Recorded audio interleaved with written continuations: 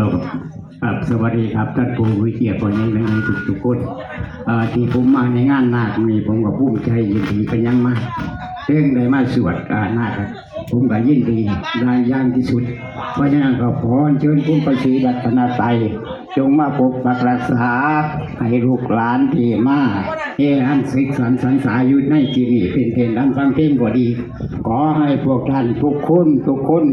จงอยู่ดีคุณมีความสุขสบายกายสบายใจการเป็นการร่ำห้องการมวลสนุกสนานตลอดทั้งแม่ขั้วพอขั้วก็ดีเพื่อนกับไหวจิตไหวบุกไม่ได้ขาดได้จักอย่างป่าไข่แจกมาได้ก็ได้กินแบบผมกับภูมิใจนำไข่แจกบุกพอได้ก็ได้